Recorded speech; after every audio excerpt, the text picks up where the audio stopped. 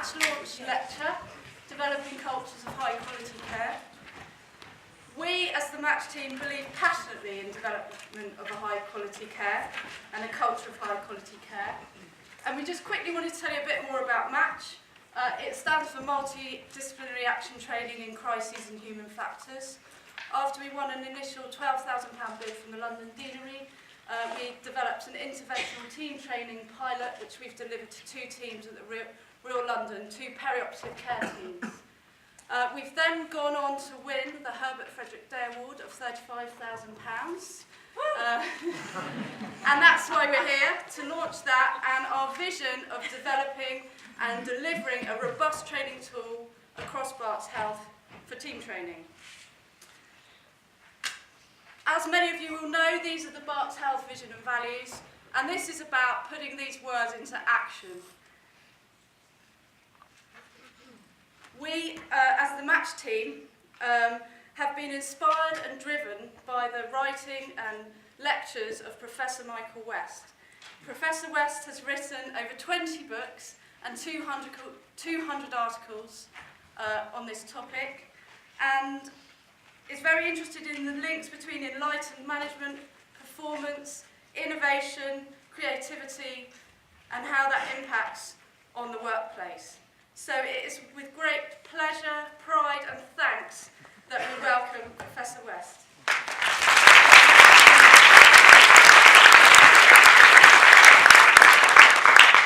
Well, thank you. Thank you very much indeed. It's an enormous privilege to be here, and I'm really grateful for the invitation to come and for Annie's charming persistence. And also really grateful to you for giving me the privilege of your time this afternoon. It's a really great honour.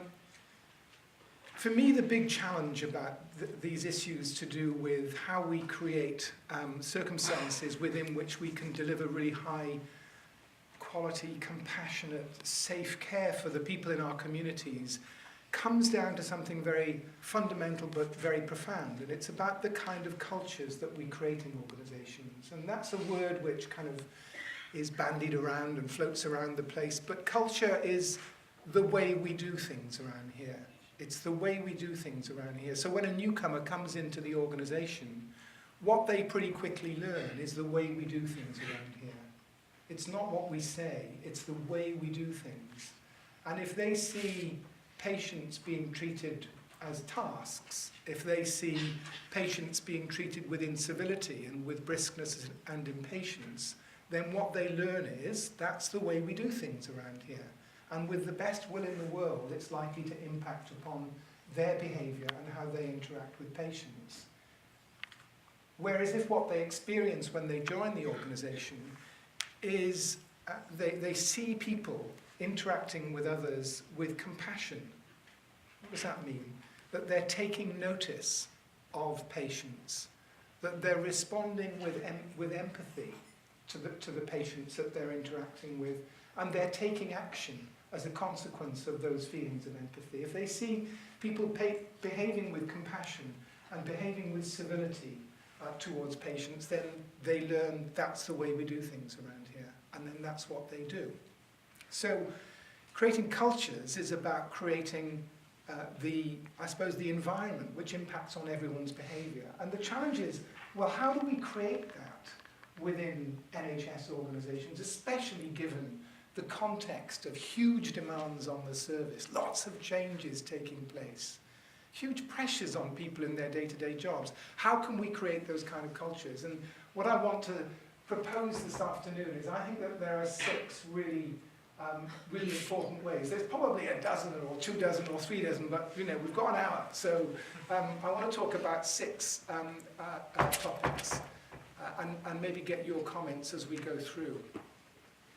Have you all come to the right talk, by the way? It's worth checking. And the six areas I want to talk about is, first is about what's the kind of fundamental vision of the organisation? What's the mission or purpose of the organisation? What's it here to achieve? What's our shared vision? And second is, how do we translate that into really practical activities at the front line and throughout the organisation. The third is how do we manage people so we create a great culture for delivering high quality care. The fourth is engagement of staff. The fifth is team working and inter-team working. And the sixth is around leadership. So those are the 6 areas I'm going to talk about. And you know what we know about culture is that there are probably 3 key influences. And the most important influence is the behaviour of leaders. What leaders model and pay attention to and so on is absolutely vital. And so I'm going to begin by talking about the vision, but particularly the vision that the leaders promulgate. And I'm going to draw on some research evidence so I can kind of persuade you this is not just my ideology, but what we see from research in the NHS. And I want to talk particularly about a study that I and colleagues have just completed. It involves 6 universities and the National Association for Patient Participation. And what we were doing was trying to assess the extent to which cultures of quality and care exist across NHS England. And the slides are available, by the way, so I'm going to flip through fairly quickly, but you'll be able to look at them after the session if you want to download them from the web, the intranet. Yeah. So what we, in brief, did was we gathered data from lots of interviews with people within trusts and healthcare organisations, and we conducted lots of ethnographic observations which involved sitting in A&E units, sitting in primary care reception areas, sitting in intensive care units or whatever, watching what people did. How were they behaving towards patients? And what we saw was huge variability.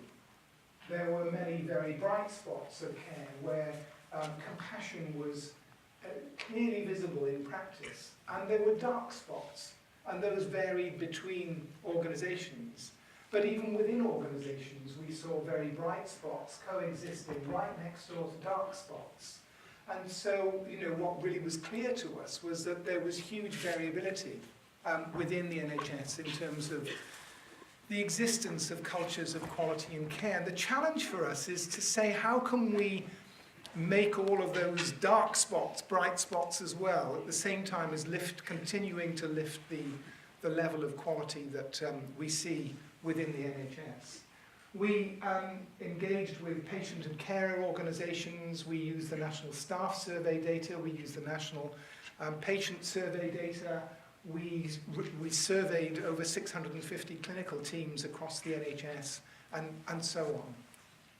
So it's a very big data set, and what we've done is to bring together the results to give us a picture, really, of what's going on overall.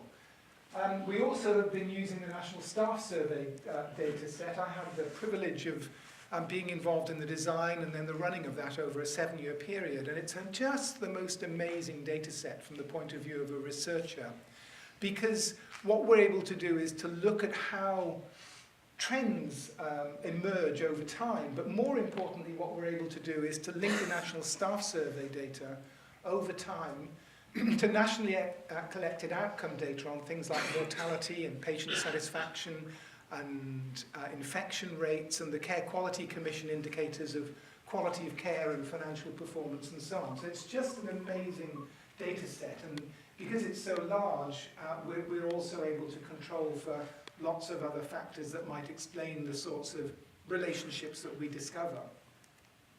So as I said, there are 6 areas excuse me, that seem to emerge from all of this data that tells us about the kind of cultures we need to create. And the first is about the vision of the organisation.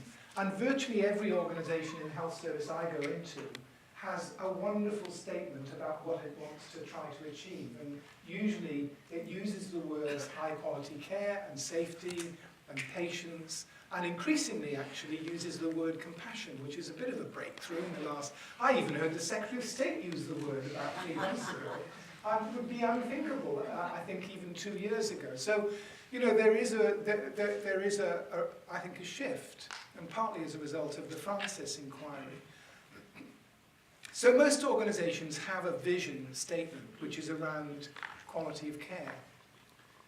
But what seems really fundamental in terms of these vision statements is that they have to be lived. It's all very well having a bunch of words which are communicated around the organisation, but they have to be lived, and they have to be lived first and foremost by the senior leaders in the organisation, because it is the senior leaders who have such an influence on the values of the organisation.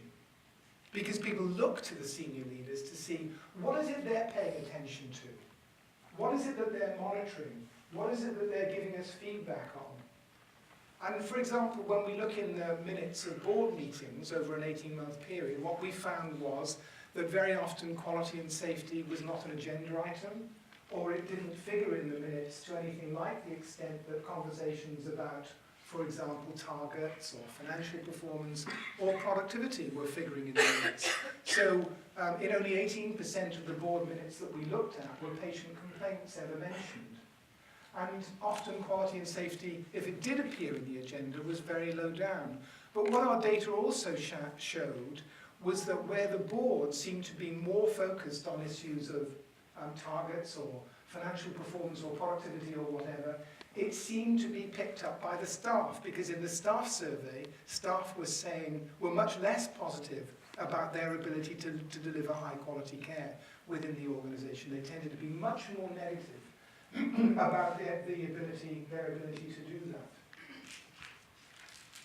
Does that make sense? It's the same, if we have visions, then leaders have to live the visions. It has to be what their behaviour and concerns are all about. Now, of course, financial performance and targets and productivity are important, but we have to make sure that if quality and safety is the primary vision or value, that's communicated in practice, not just in words, because it seems, as I say, to permeate down.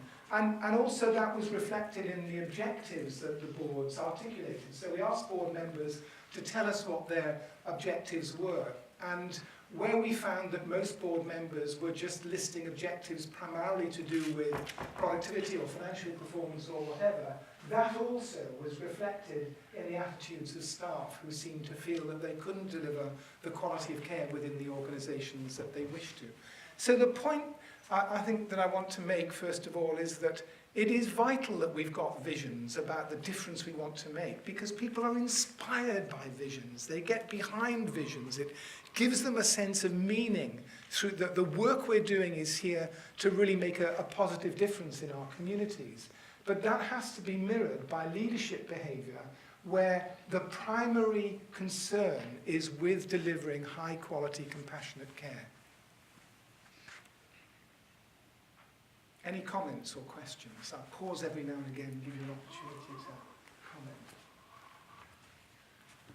When you talk about leaders in a clinical practice, so you're talking about CEO, transport, or senior doctors. Well, what I'm talking about here, actually, I'm emphasising the importance of the board first and foremost, but leadership. Corporate structure you're talking about. But leadership throughout the organisation. If we have a vision, our uniting vision, which is about high quality and care, then all leaders, all clinical leaders, must also make quality of care and compassion and so on their primary concern, along with those other important issues, of course. But it should be a shared value and a shared concern of everybody. And what I'm saying is that for all leaders, behaving in ways consistent with the values is absolutely vital. Others? Okay, please. I can put this. I'm in the military, and in the military there is a sort of very clear weeding out process to make sure that the leaders that are leading are selected at every level, and that starts from the lowest of the low to the highest of the high, and even the highest of the high is selected out. And there's a sense in governmental organisations, the NHS and other organisations, that leaders aren't selected in that way, and sometimes leaders are self-selecting. So how do you sort of bridge that gap in terms of the leaders that you have and you're told that's your leader, and the leaders that you perhaps would otherwise have looked to had they been selected? If that makes sense. So it's how should we manage our leadership, development and selection and so on within the organisation to ensure that we are creating the kind of culture that we want. And I think, for me, that goes to the issue of how do we manage people within the organisation in general. Are our people management processes focused on delivering high quality care, or are they simply focused on having good people management practices? And there's a difference, I think. So often what you see is the importing of good people management practices, but there is evidence that where those practices are sharply focused on what the vision of the organisation is, then they're much better. So if we've got selection for people who are going to lead effectively, selection of people who are going to model compassion or whatever, then I think it can be much more effective. The question of how do we deal with a leader in situ who is causing problems in terms of the delivery of care is more difficult. But I think that if we want to create cultures that are effective, and we have leaders who are not performing effectively, we have to deal with that very straightforwardly, very honestly, and coach the person, develop the person, or whatever. And if it's not possible to change their behaviours, and their behaviours are disruptive or abusive or whatever, then ultimately they shouldn't be in that position. And others, please. One of the concerns expressed by Lord Francis with mid-staffs was the focus upon delivering financial objectives and the conflict that potentially had with the objective of providing the best patient care. What's your view on managing that conflict? When I left university, it was about 1853, I was broke. I had no money, and I was living in South Wales, and I went and worked in a coal mine for a year as a labourer. And in the coal mines, your bonus was dependent on the number of tons of coal that went out of the colliery each week. So productivity was hugely important. But actually what was clear to me from day one when I entered into working in the coal mining industry was that safety was the top priority. Productivity was hugely important, but safety was really the number one priority. That's what everyone paid attention to, primarily talked about. It's what I got told off about when I did something that was endangering my safety or somebody else's. So I don't see that you can't have these priorities alongside one another, but I think it is important to be clear about what the top priority is. And I think it is important to have the conversations about how you balance those different priorities, but we need to be clear about what the top priority is. Let me move on. The second point is about how do we then translate visions and values into practice? And it does seem to me that we need to be really clear that from the board and the executive team to directorates, in care pathways, in wards, in teams, right down to individuals, at every level there need to be clear objectives. 5 objectives. Or 6 if you want to push it really hard. But about 5 objectives. I've spent the last couple of months working with the executive team of NHS England, and they've got it down to 5 objectives, David Nicholson's team. So if his team can get it down to 5, I'm pretty sure any department or executive team can. It's translating the vision into high quality objectives around high quality care. How are we going to improve the care we give? And those objectives, what we know from research on goal setting, is that the objectives need to be clear and specific. Do your best is not very helpful. They need to be clear objectives. They need to be challenging. And I think this is what's sometimes difficult for people. We know that there is almost a linear relationship between how challenging objectives are and people's performance. So the more challenging you make objectives, the better people tend to perform, as long as they're realistically attainable, of course.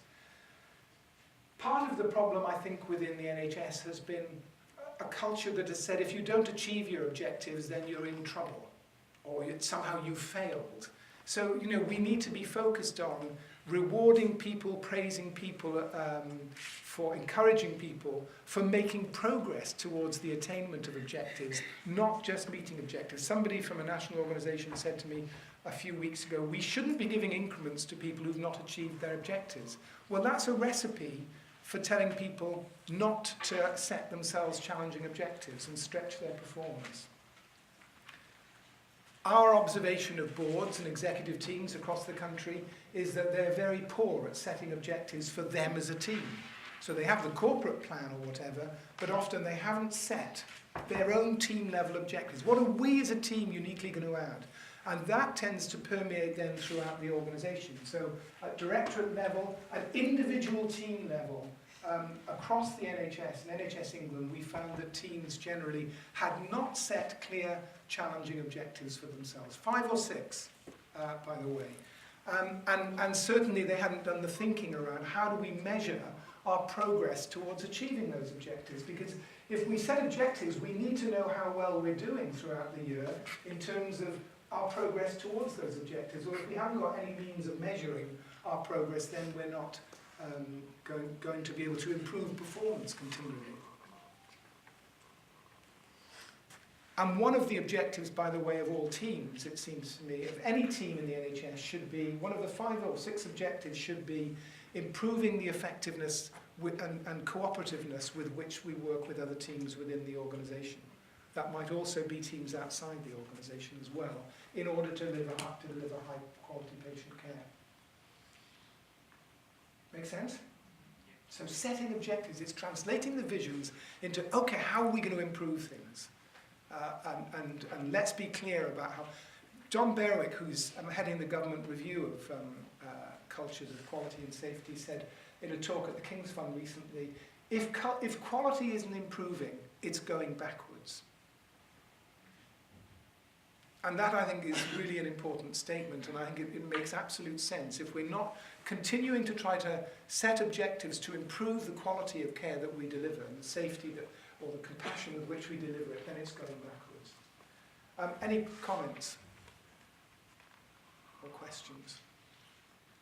Okay, let's move on. Then the third point I want to make is that it's people who deliver high quality care. It's people who deliver, the nursing assistant that we see sitting a half an hour after her going home time, still stroking the hair of an elderly patient who's been in distress. It's people who deliver care. And actually what I want to say is very simple. If we want staff to treat patients with dignity and respect and care and compassion, we have to treat staff with dignity, respect, care and compassion. It's really simple. And it's not an ideology. The evidence is really clear. If you have a nurse who comes into work in the morning and she has a snippy supervisor who starts snapping at her first thing in the morning, it has an effect on the nurse's emotional well-being throughout the day and on his or her interaction with patients, especially difficult patients. If we model as leaders respect and dignity and civility, staff behave with exactly the same qualities. The National Staff Survey I mentioned, I just want to show you some data from this. The reports you can read on the Department of Health website if you want to look at the detail of the analysis and more detail of the findings. Just going to talk about a few highlights from the work that we've done. It's very clear from the work we've done that how staff are treated is strongly related to what patients say about their care. So when there are clear goals at every level within organisations, patients are much more positive about the care they receive. Where staff report positively on their leadership, patients report higher levels of satisfaction. Particularly where staff are positive about their workplace, about the NHS organisation they work in, patients are more positive about the care that they're receiving. And the converse is true, that where staff report high work pressure, patients say there are too few nurses and they're not treated with respect and with dignity and with civility.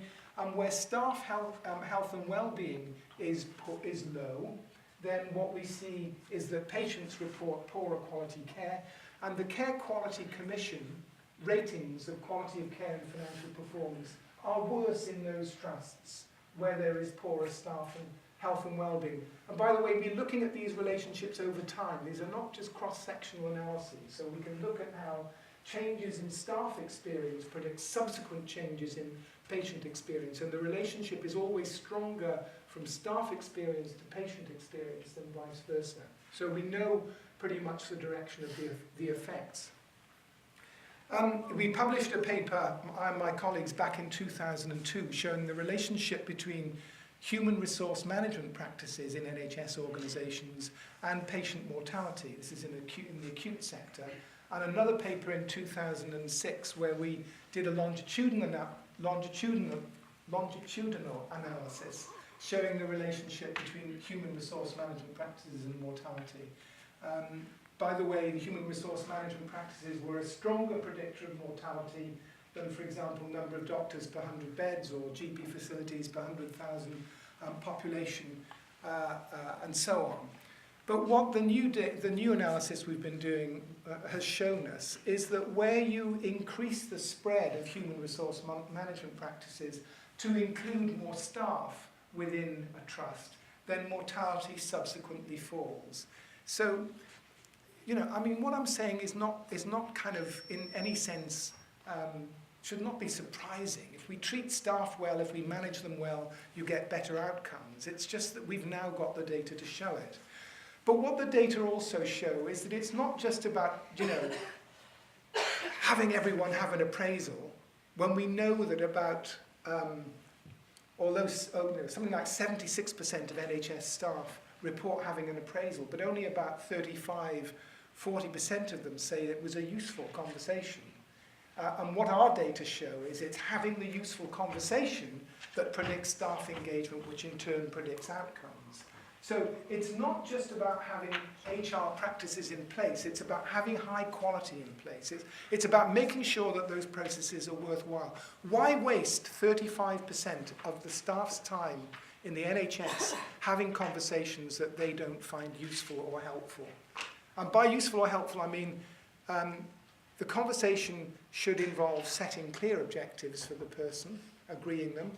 It should involve the person coming away feeling that they can do their job more effectively, and it should involve them coming away saying they feel valued and respected by their organisation as a result of the appraisal process. But it's not just appraisal. Actually, what we're learning is that, as I said in response to your question, that we really need to design our HR practices so that we're selecting people appropriately, and through the recruitment and selection process, we are already socializing them into the values of the organization. Because we know the second really important determinant of culture is the socialization of people when they join the organization. So if through the recruitment process, Shona, we are already, you know, communicating our values when we advertise, and we're communicating our values through how we manage the selection process. It's done with dignity, respect and care and all of those things. And we're communicating already that high quality patient care is what we're all about. We're already starting to nurture and shape the culture in the direction that we want to go. So it's really making sure that the quality of those practices is in place and it's spreading to include more staff. 40% is great if 40% of them are good. But you can see there's a very long way to go to get to 100%. And there's no reason why that can't happen because some trusts do it. I'll come back to this, but one of the best predictors we found of patient mortality is the percentage of staff working in well-structured teams within NHS organisations. And that in general, a positive organisational climate is associated with low and declining levels of patient mortality over time. And again, I'll come back and say a little bit more about that. Absenteeism is a major problem, we know, in the NHS, 10.7 days on average in the NHS compared with 6.4 in the public sector. It costs a fortune. It's a waste of money from the public purse, and it means we've got effectively 45,000 fewer staff within the NHS as a whole. So there are issues to do as well with how can we reduce absenteeism, but more kind of fundamentally for me is how, and I know that Barts Health is doing this, is how can we make the health of everybody part of the culture of our organisation? So how can we ensure that our culture doesn't have a fault line at its core? And that fault line is we manage or we focus on the health of the people we serve, but we neglect the people who provide that healthcare within the organisation. And there's a lot of work going on within, I'm sure within Barts Health and nationally, about how we can improve occupational health and improve the health of people within the NHS population through smoking cessation, obesity management, and so on. But I think it's really important to focus as well on positive health. How do we promote the flourishing and the well-being of our staff? If our staff are really flourishing and have a high level of well-being, they are much more able to deliver compassionate care and to be innovative and to engage and so on. And we know from the Foresight programme, the UK government Foresight programme, which reviewed the literature internationally, what the 5 key predictors of human flourishing are. 5 of them. And the first one is not mobile phones. What's the first one? Here we are, Barts in the house. What's the most important predictor of human flourishing and well-being? Sleep. You keep saying sleep. I think you must be very tired. Any? The most important predictor is spending time with people we love and people who love us. Connection is the most important predictor. You're more likely to die from loneliness than you are from the effects of smoking or from the effects of obesity. So it's about spending good quality time with our families, it's about spending good quality time with people that we work with, it's about spending good quality time with our friends. And part of encouraging health and well-being is helping people understand the factors that predict human health. The second is exercise. You know about that. Really important, not just in terms of physical functioning, but cognitive functioning, slower decline of cognitive functioning with old age when you take a certain amount of exercise a week. About 30 minutes 3 times a week is pretty good. And walking does it. There's a wonderful video on YouTube called 23 and a half hours, 8 minutes long. I recommend it to you. But it's about the value to health of a half an hour's exercise 3 or 4 times a week. Third is learning and growing, continuing to learn and to grow. That people, if they continue to learn in their lives, experience more positive well-being. And it can be learning about, continuing to learn new things on the instrument I play, or learning a new recipe, or learning in sport, or learning in our occupations as well. Fourth is taking notice. We know increasingly that when people spend a lot of their time being anxious about the future or ruminating about the past rather than being present in the here and now, that they are less healthy, have less flourishing, less well-being and so on. So what I'm talking about is the factors which predict positive health, not just the absence of ill health. So, and we know that there are techniques for training people to take notice, like mindfulness being used increasingly in leadership training. And the last one, anyone know what the last one is? Giving to others, helping other people. It seems to have a really positive effect on human well-being. Engaging with others in a positive, helpful way. And if we work in health services, of course, we're engaged in work where we have that opportunity to do that all day long. And what really frustrates people in the work, what emerges in the work we've been doing, is that what really frustrates people is when they are in a workplace and they're not able to deliver the help or give the care that they really want to do because of systems problems or because they're being asked to engage in tasks which they see as adding no value to patient care. So one of the wards we worked on had 200 different forms for staff to complete. Often they couldn't find the right forms, or the forms were partial duplicates of other forms, and they were engaging in a huge amount of time completing paperwork that they saw as adding no value, and the data from which rarely came back to help them do their jobs better. So part of creating a culture of high quality care is creating a culture where we have compassion towards staff and a commitment to helping them learn to live lives where they can flourish. So focusing not just on the absence of ill health, but promoting the positive health of staff as well.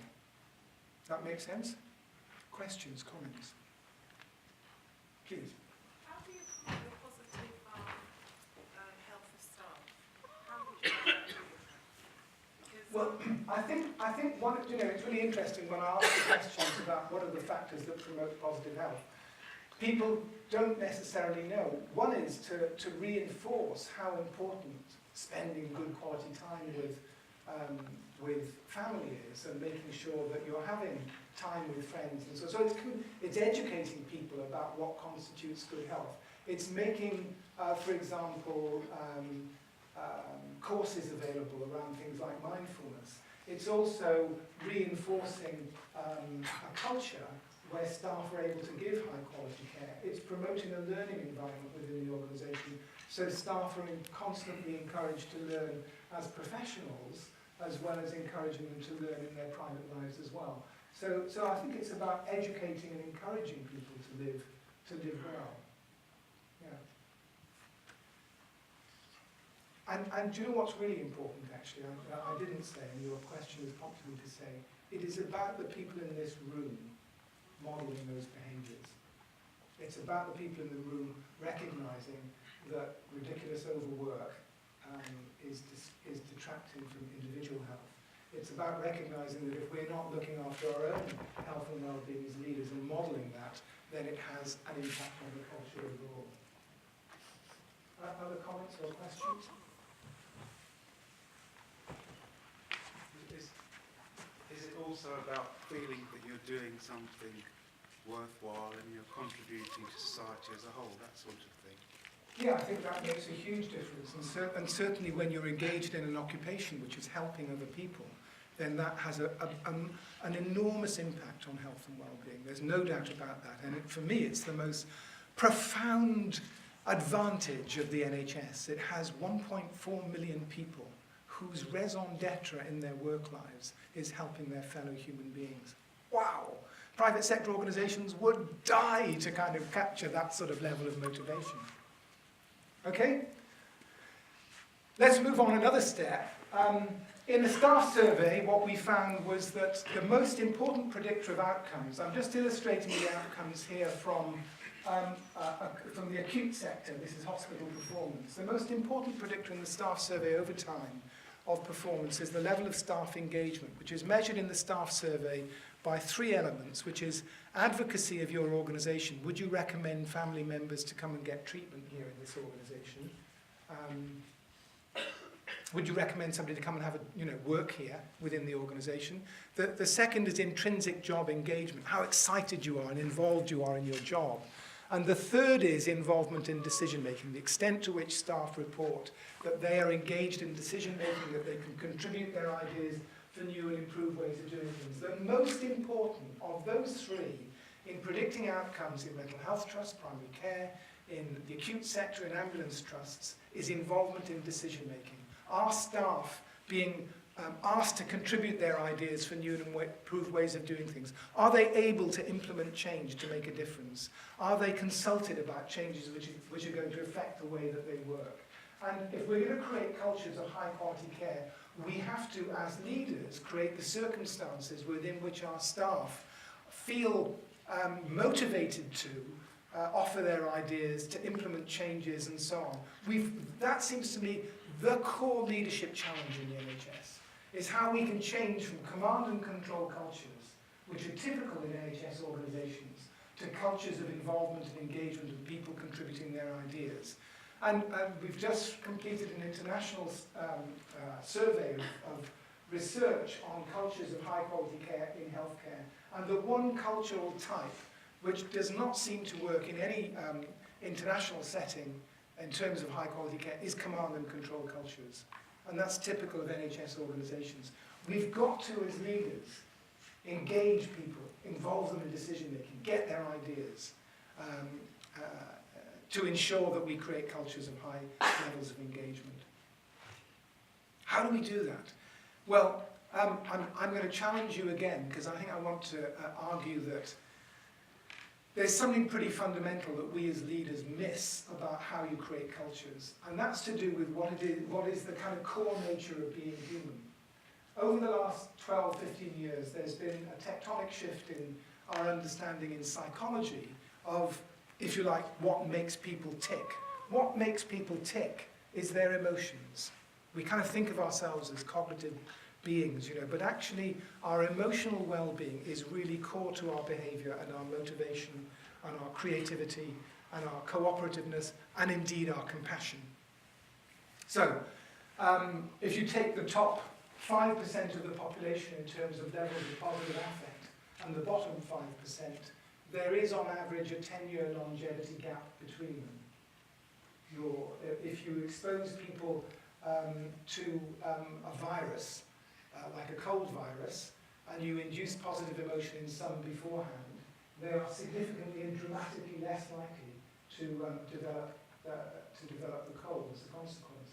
Doctors make much better diagnostic decisions if you induce positive emotion before they make those decisions. You can predict income at age 24 from the level of positive affect that somebody displays at age 18. You can predict marital outcome on the basis of an observation of 20 minutes of interaction between couples. in terms of the ratio of positive to negative interactions between them, it's 5 to 1. So if you have less than 5 positive interactions for every 1 negative interaction, you are in trouble. And don't start counting. The point is, what you have to do is, you know, in relationships, we have to create positive environments. We have to make sure we're giving people, you know, appreciation, hugs, all the rest of it. And the same is true in teams. We know that the ratio of interactions in teams is a predictor of team performance, it's a predictor of cooperation, it's a predictor of decision making, and it's a predictor of what patients say about the care that they receive. And again, it's around a 3 to 1, 5 to 1 ratio. You need to have a relatively high level of positive interactions in teams. These things are important. If you induce positive emotion in a 3-year-old and ask her to make a painting, she will produce more creative paintings than if you don't induce positive emotion. And she will play more altruistically and empathically and cooperatively with other 3-year-olds. We are emotional creatures, we human beings. If we want people to deliver high quality care and create a compassionate environment, we have to create an atmosphere where they, by and large, have positive emotional experiences. Irritability, nastiness, aggression, command and control approaches do not induce that. Within NHS organisations, there is already, and it is the ratio that's important, there's already a very high level of negativity. People die, people are in pain, people are afraid, people get angry. If we don't, as leaders, create environments that counterbalances that negativity, we will not release the compassion that we need to have within organisations to deliver high quality care. And this is just a nice word to bandy about. As we sat in wards and units, we saw the difference between people being treated rudely, briskly, uncaringly. We saw patients in tears, elderly people frightened, upset, worried because of the way they'd been treated. Mid-staffs is one end of the spectrum. It's not an outlier. There are plenty of organisations where there are dark spots which could take them towards the mid-staffs. So if we don't create the right kind of environment, it's very easy for people to slip towards treating patients as tasks and treating them without civility and treating them briskly and rudely and unhelpfully with all of the consequences that leads to. Does that make sense? And please. I heard Lord Francis speak at the BMJ conference recently, and he said that something that really struck him was how messages were actually blocked from going to the board because clinical leaders feared the consequences. And indeed, those people that were new in the organisation also feared to send messages to people in positions of influence. We've seen, to put it crudely, 2 types of organisations. There are organisations that we see where the boards are comfort-seeking. So they want information that gives comfort in order that they can give comfort to CQC or Monitor or NHS Trust Authority, and other organisations that are problem-sensing, where the board are concerned with, they're much more likely to have patient complaints as a first item on the agenda. What can we learn from this? What does this tell us about our organisation that we didn't know? And I think, if you create an environment which is negative and blaming and aggressive or whatever, then you're more likely to end up with that kind of comfort-seeking organisation. Don't give us bad news. So it relates to that. But it's also about, I think, by the way, I'm not suggesting this is how you behave as leaders. It's not how we behave as leaders. It is about us as leaders. If we want to create positive environments, it's about us as leaders being real. We have to be genuine. We have to be open to people. We have to be curious. We must want to learn. We must want to create a learning environment. And we have to be kind as leaders, because if we model kindness, our staff will behave with kindness. And we must be appreciative. So it's about being real, being open, being curious, being kind, and being appreciative. But it's also about, to go back to your point, about dealing with the corrosive, destructive behaviours within the organisation. So if you have people in leadership positions, or indeed in any position, who are behaving aggressively or abusively, then we need to deal with those problems. We need to coach people, we need to develop people, so that those behaviours don't corrode the culture of the organisation. Because all I've said so far is all very fine, but if we then tolerate people behaving badly and rudely and disruptively and aggressively, then it's just corroded by that, because it sends a message out to the newcomers: it's okay to behave like this. So people join the organisation and they see people not on speaking terms, or they see people abusing patients, or they see people abusing other staff members, and that sends a very clear message out that says, this is the way we do things around here. So it's okay for you to behave that way too. So we have to deal with those behaviours, but also deal with systems problems as well, because one of the and I had a great pleasure over lunch of having lunch at Tayyab's restaurant with some of your colleagues, which was fantastic. And we were talking about the real importance of dealing with the frustrations that staff experience, because if they continue to experience frustrations, it reduces engagement. When everyone is really busy, if there are obstacles that continually get in the way of people doing their jobs well, then that chips away at their engagement and commitment. So as leaders, what we have to do is listen to frontline staff and find out what it is that gets in the way of them doing their jobs well. Identify problems they can't solve, and identify those systems problems, and as leaders deal with them, because that will transform the culture as well. When people see change being made to long-standing problems which sap their motivation and engagement and commitment. And that's kind of, one of the things that we saw in the work we did was that at board level, the board had a definition of what the quality and safety problems were at the front line. When we talked to people at the front line, they had a quite different definition. The board would say, it's the behaviour of nurses, we need to transform the culture. The nurses would be saying, well, it's to do with the fact that we don't get results back from radiology, or that pharmacy is slow in delivering medicines, or that we don't have enough nurses on the ward. So you have different definitions of what the problems are at different levels of the organisation, and therefore lack of agreement about what the solutions are. And it does seem to me as leaders what we have to do is start having a lot more conversations about what are the problems and what are the solutions. Not in terms of imposing ideas, but in having an open discussion about identifying the barriers to quality and safety in order that they can be effectively dealt with. How are you doing? Move on. The penultimate one is team and inter-team working. And the great thing, we know team working is really important in healthcare. And the great thing is, when in a national staff survey, when we ask NHS staff, do you work in a team? 91% of staff say that they do. And then we say, does your team have clear objectives? Do you work interdependently? Do you meet regularly to review your performance and how it can be improved? Because we think that those are the kind of fundamental requirements of team working. And what we find is that 91% drops to 40%, about 41%. That gives us a group of people, around 9 or 10%, who say they don't work in teams. About 50% we would say work in pseudo teams, and about 40% who work in real teams. Here's some data from primary care trusts, very briefly. This is just looking at the relationship between the percentage of staff working in real teams and the percentage of staff suffering injury, witnessing errors which could harm patients or staff, experiencing violence, harassment or abuse. And what we see is that the more people working in real teams, the lower the levels of injuries and errors and abuse. The more working in pseudo teams, the higher the levels of those things. This is some data from the acute sector. This is based on 170 acute trusts. This is the group of people who say they work in real teams. This is the group who say they don't work in teams.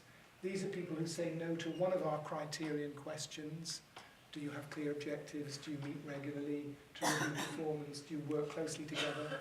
These people say no to 2 and these no to 3. And we think what it is when people working in pseudo teams, there's an assumption that we have the same objectives or that we know what each other's roles are, or you know, I think you'll take responsibility for this particular task being done, and you think your colleague is will do it, and errors get made. And it's then perhaps not surprising that we see also a strong association with mortality. So the more people working in real teams, the lower the levels of patient mortality in trusts. So we've looked at this over time, and we're able to show that as trusts increase the levels of real team working, mortality subsequently drops. And these figures are not very big here. It's saying, 5% more staff working in real teams, 3% drop in mortality. That's 40 deaths per year, if this is a causal association. But if you multiply that by, let's say, 100 trusts, you're talking, instead of 40, at 4,000. And if you multiply that 5%, I said 50% are working in pseudo teams, then suddenly we're starting to talk about 20, 25,000 deaths that if this is a causal association. So how, one of the key issues in our work is looking at team working in the NHS. And I have to say, on the whole, what we found is that team working is not well developed, which is why I think, the program that you've got now starting within Barts Health is really so important. And, there's a lot to do, I think. How do we create really effective teams?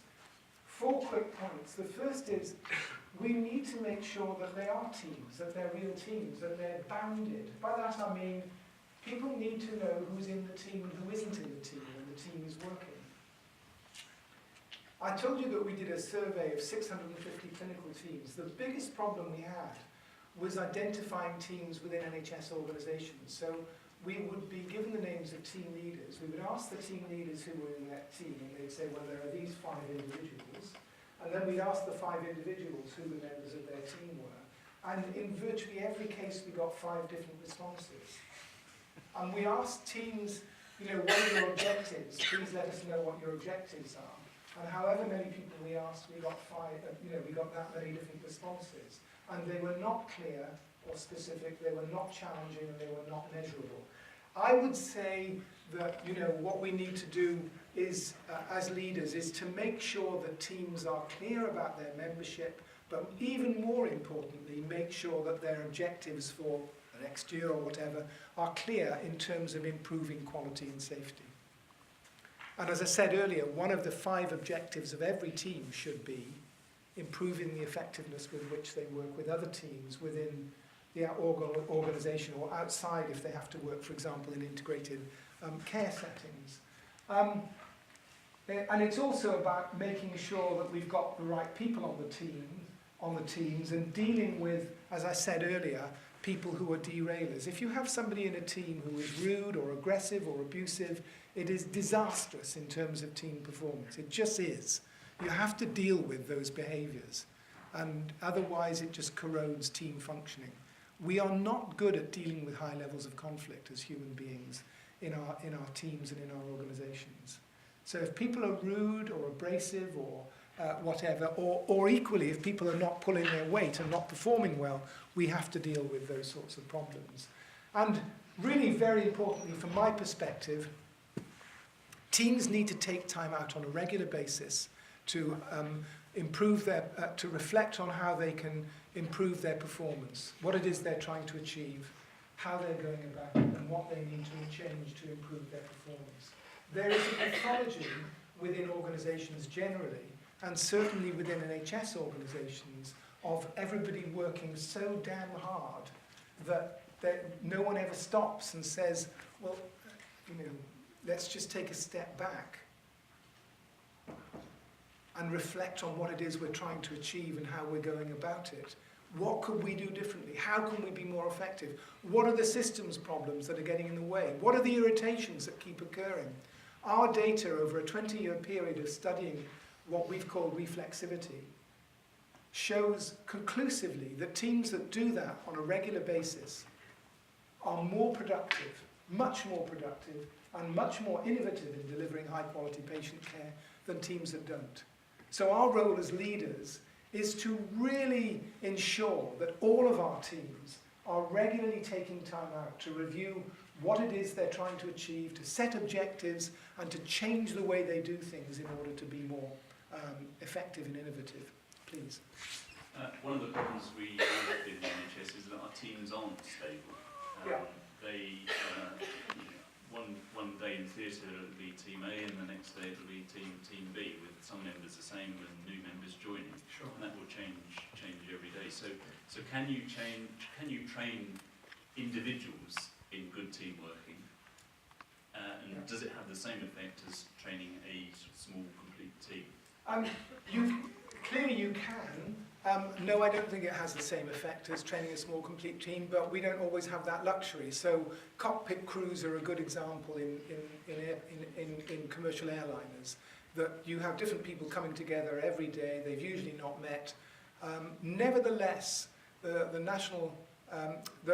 Federal Aviation Authority's research on air crashes in the States has shown that virtually all air crashes take place on the first hop, before people have got to know each other.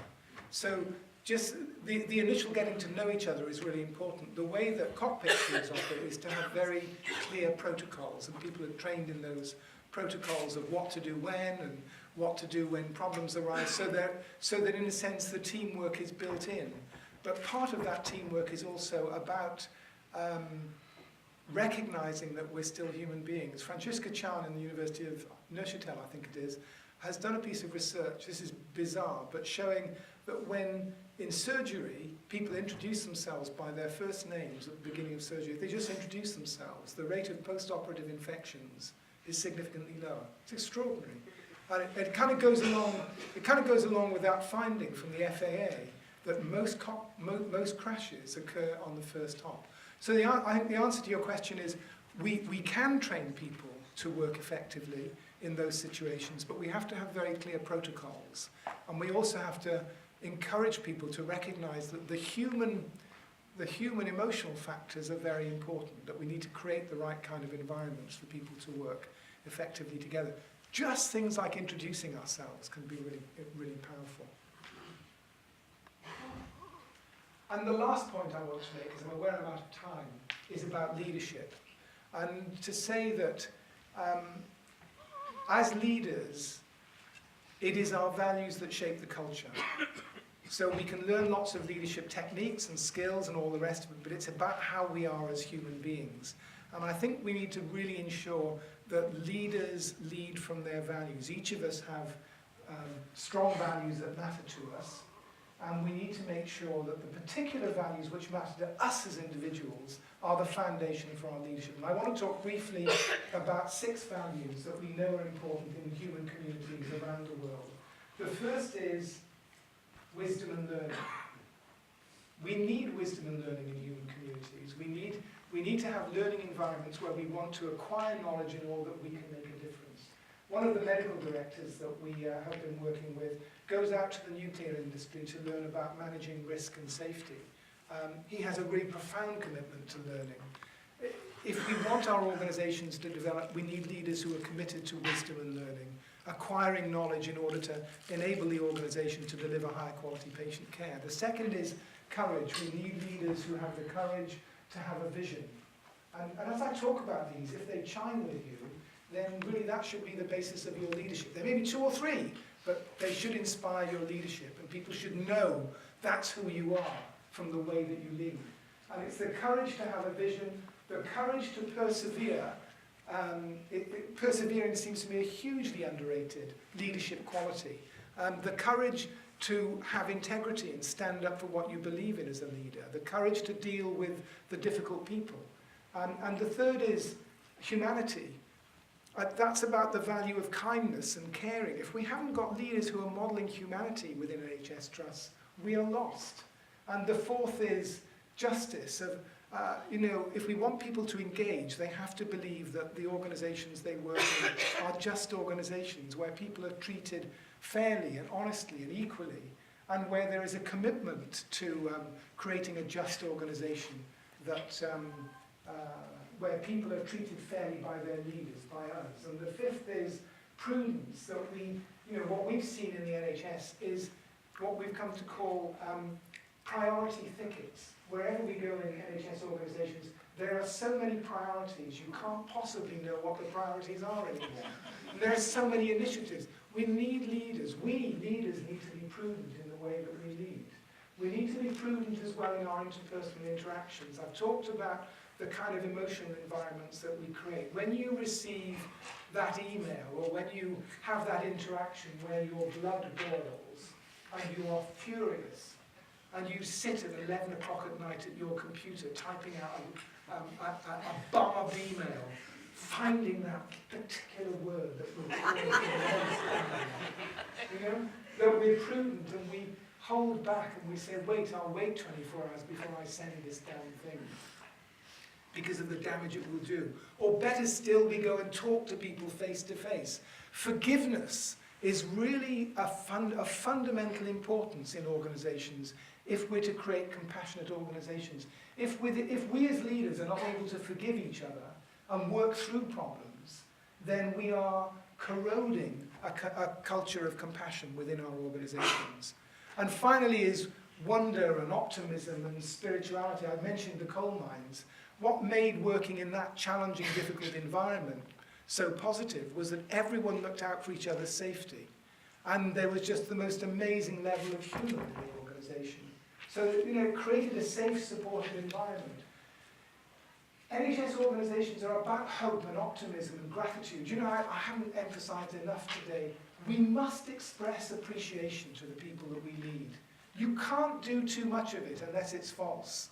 So we've got to be vigilant about appreciating people and creating that sense of positivity and wonder, and also to recognise that healthcare organisations are about life and death. They are about people ending their lives. They're about, the beginnings of life. I remember a couple of years ago talking to midwives and saying, does that moment of giving birth ever, does it become a routine? And I said, no, it never is. It's always a miracle.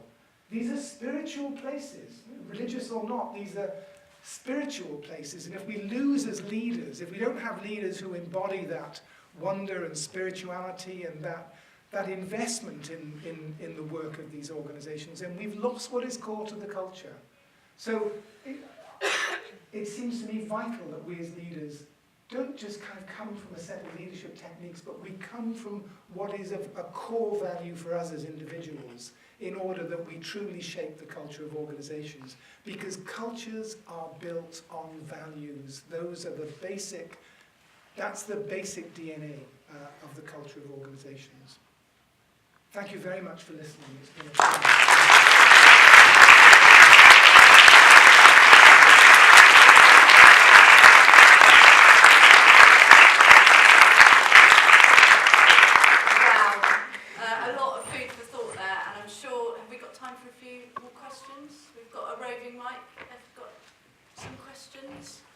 Some comments?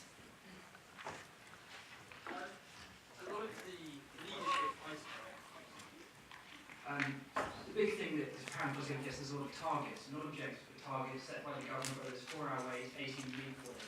So something a lot of the leadership is driven around meeting government targets, whether it's the A&E consultant that says, right, you're going to be 4 hours, which you talk about values and care, compassion, probably may or may not be related. What's your opinion, having seen a lot of the surveys and spoken to people in these environments, whether do you think these targets by the government are beneficial to patients or not? Yeah, I mean, it depends on the target, basically, doesn't it? You know, I mean, there's, you know, clearly we know that having targets, what it does is it orients people's efforts and motivation and attention. One of the problems that, you know, so I think in principle having targets is a very good thing. It gives us something to aim at. It's a way of monitoring as well. But it depends on what the target is and how many of them there are and who is setting them.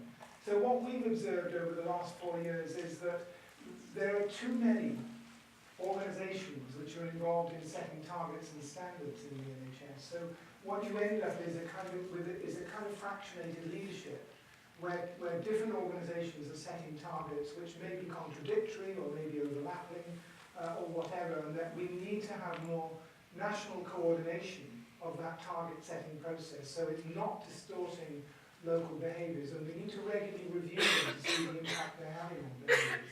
And we in particular need to look at whether we are just deluging people with targets and priorities which prevent them from responding to what are the needs at local level in an innovative way. Yeah. Please. Well, one of the questions people always lose track of slightly in healthcare leadership is around maintaining clinical credibility. And by that I mean, if you're put in a position of clinical leadership and you want to maintain the buy-in from your clinical staff, not just your peer group, but all the way down the team, is you need to dedicate time to maintain that clinical credibility. And that doesn't always marry up with the time you need to dedicate to leading and managing.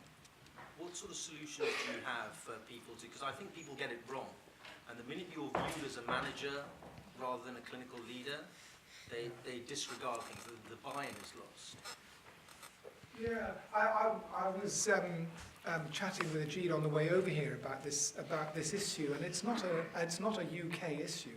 It's an international issue, and it varies in terms of its intensity, both by nation, but also even within trusts or within NHS organisations. As I said earlier, I think we have to have conversations. We need to encourage conversations around how we can create the sorts of cultures we need.